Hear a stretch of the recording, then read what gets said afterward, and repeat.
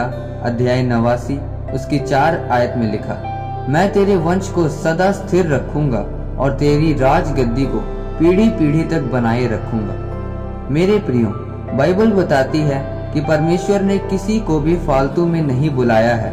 हर एक व्यक्ति के जीवन में परमेश्वर की एक योजना है और वह योजना बहुत बड़ी है। लेकिन जब तक आप वचन को खाएंगे नहीं, उस पर मनन नहीं करेंगे, वह बाहर नहीं आ सकती।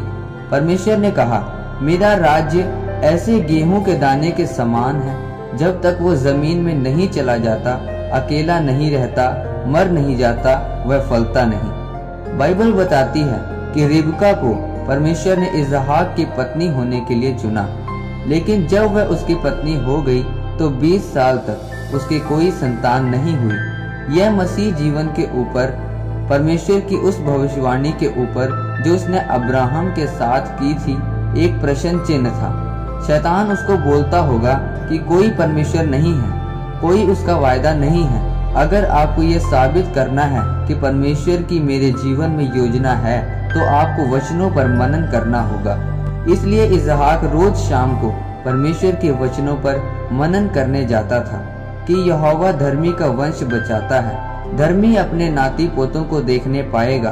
कोई मायने नहीं करता डॉक्टर क्या कहता है, 20 साल या 18 साल हो गए हैं, कोई मायने नहीं रखता।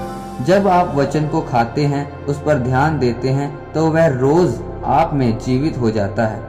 लेकिन अगर आपके मन में किसी के प्रति कड़वाहट है कि उसने मेरे साथ ऐसा किया, ये कभी कामयाब ना हो।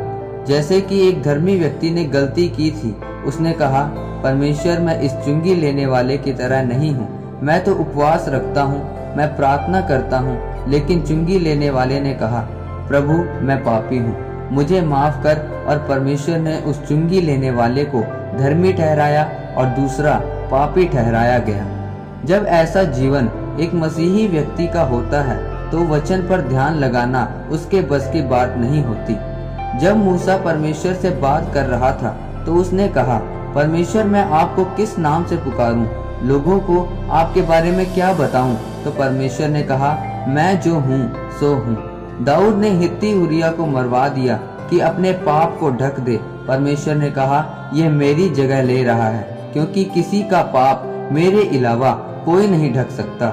इसलिए परमेश्वर की जगह लेने की कोशिश नहीं करनी। आप पर परीक्षा आएगी, मुश्किलें आएंगी। यहाँ शैतान आपको बोलेगा कि अगर तेरे साथ परमेश्वर है तो ऐसा क्यों है, तुम बीमारी में क्यों हो। लेकिन आपको एक बात याद रखनी है कि एक बीज तब तक पौधा नहीं बनता जब तक कि उसको अकेला अंधेरे में मिट्टी में नहीं छोड़ते। इसलिए अपने दुखों से घबराएं नहीं, बल्कि परमेश्वर के वचनों पर मनन करें, परमेश्वर के साथ समय बिताएं। तब परमेश्वर के वायदे जो उसने एक धर्मी के लिए किए, वह आपके जीवन में पूरे होंगे। आमीन। आइए परमेश्वर की दासी के द्वारा लिखी गई प्रार्थना को आप मेरे साथ करें।